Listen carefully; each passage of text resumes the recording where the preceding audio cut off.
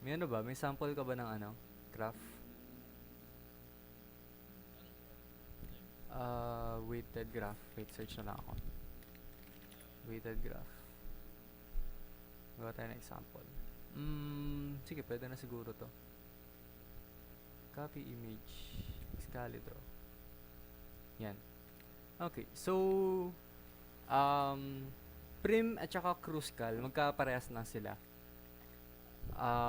Ang goal nila is to take the minimum length.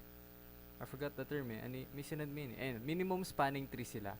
Which is hinahanap niya yung subset ng edges na may minimum total weights. Explain ko mamaya after na algorithm. And then Dijkstra is a greedy algorithm. Which is parang ina-explore niya talaga lahat to find the best option.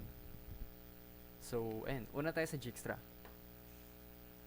Sa Dijkstra, meron tayong graph. Ngayon, what we do is, we take note of all the vertices.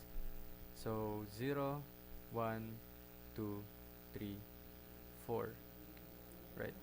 Ngayon, lahat to, infinity muna. Kasi, hindi pa natin nabivisit kahit ano. So, for now, we don't know kung gaano kalaki yung needed natin to travel. Ngayon, saselect tayo ng node to, parang source, ganun. So, select natin yung 0. So, si 0, lalagay natin siya as 0. Kasi syempre, di ba naman kailangan ng kahit anong step para makarating sa pinanggalingan mo, di ba? And then, after this, check natin yung mga connected sa kanya na edges. And hahanapin natin yung pinakamaliit. Pero syempre, take note na rin natin yung mga lahat ng connected sa kanya. So, connected sa kanya si 1 with 3. Si 3 with 7. Tapos si 4 with 8. So, parang take note na agad natin yung mga haba or yung distance na nakita na natin, na-explore na natin. Ngayon, pupunta tayo sa pinakamaliit, which is si 1. So, pupunta tayo kay 1. From 1, meron tayong 1 distance to get to 2. Pero dahil galing tayo kay 0, i-add natin yon sa kay 3. So, bali, to get to 2, para makapunta kay 2, kailangan mong i-add yung 3 tsaka 1, which is the total distance. So, si 2, magiging na yan? 3, diba? Kasi, 4 pala. Hindi ako marunong mag-math, sorry. Ngayon, si 3, para makapunta kay 3, galing kay 0, meron tayong 3 plus 4, kung dadaan siya kay 1, which is 7 pa rin. So, walang magbabago. Ganyan pa rin siya. Ngayon, since nasa 1 na tayo, and pupunta ulit tayo sa shortest path. I-explore natin yung shortest path. At this point, yung shortest path natin is si 1. So, pupunta tayo kay 2. Kasi yun yung shortest path natin. Ngayon kay 2, of course, meron tayong papunta kay 3 na path. So, the path it took to go to 2 is 4. And ngayon, meron tayong distance ng 2 kay 3. So, bali ngayon, if itatraverse natin from 0 to 1 to 2, papunta kay 3, ang distance natin is 3 plus 1 plus 2 is equals to 6. Mas maliit siya kaysa dun sa 7 na kanina. So, mapapalitan na natin siya. So, gagawin na natin siyang 6. 6. And in the best. Ngayon, nandito tayo kay 3.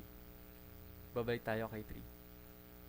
Ang path to take natin is hahanapin na natin ngayon si 4 eh. Final na ba yung kay 4 na 8? So kung mapapansin nyo, if we're going to take the long way, which is 0 to 1 to 2 to 3 to 4, aabutin tayo ng 6 plus 3, which is 9. Mas mataas yun kaysa kay 8 na original niya. Ngayon, kung manggagaling naman tayo kay 0, and then 7, papunta kay 3, and then 3 papunta kay 4, that's 10, which is mas malaki pa rin. So, wala nang mas magaganda pa kay 8. Therefore, ito yung final natin. So, basically, Dijkstra, it's a way to find the shortest path to every vertex from a source. Gets?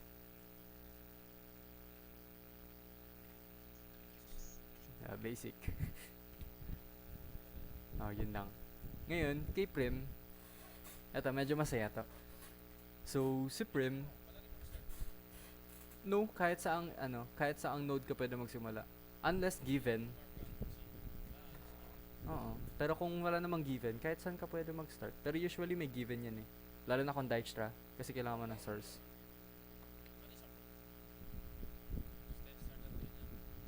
Mm. Using Dijkstra's algorithm, find the shortest path to every vertex from vertex 3, ganun. Ayun. And then, sa Prim, ito, masaya to, kasi parang kailangan mo i-drawing lahat ng vertex. So, 0, 4, 3, 2, and 1. Ngayon, pilikan tayo ng kahit anong point. Let's say, 4. Simula tayo kay 4. Ngayon, kukunin natin yung shortest path, literal. So, 3. Yan. There are, siguro 2 rules sa Prim. Unang rule natin is, dapat mamili ka ng shortest path na connected sa source. And then, pangalawang rule mo is, dapat walang cycles. So, what do we say when cycles? When we say cycles? Pag sinabi nating cycles, ito yung mga cyclic graphs. Like, kung may papansin nyo, etong part na to, pwede siyang pumunta kay 0, to 3, to 4, back to 0.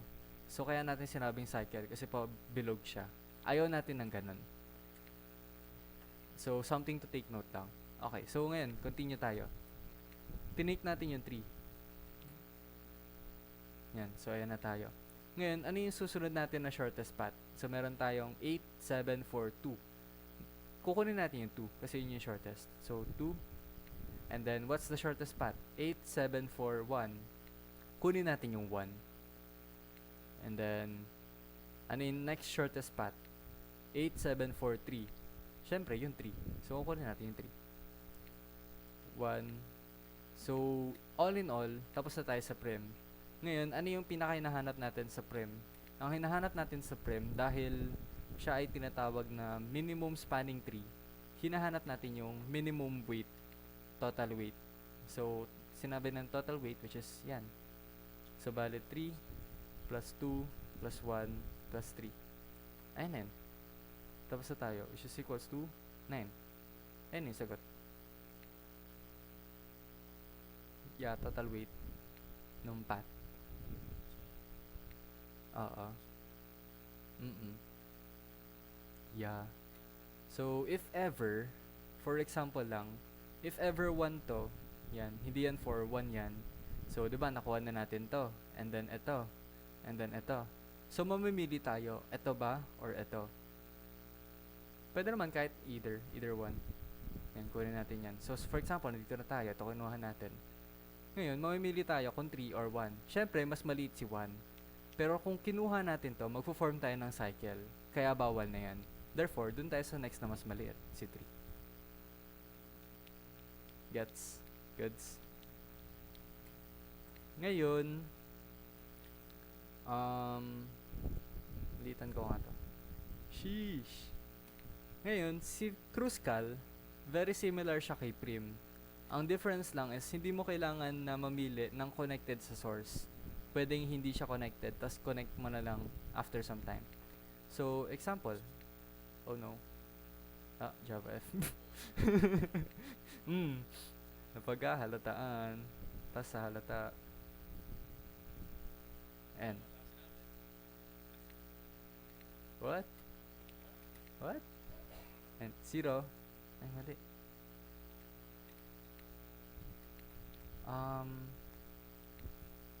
0.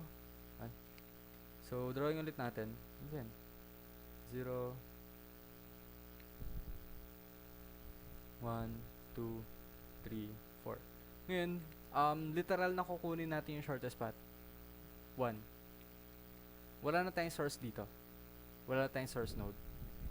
Yan. After nyan, kunin natin yung next shortest, 2. After that, kunin natin yung next shortest, 3. So, dalawa yung 3 natin, kunin na natin parehas. Ayan, 3. Ayun na yun. Tapos na tayo. Tapos compute na lang ulit natin, which is same lang dito. 9. Wala rin. Bawal rin ang cycle.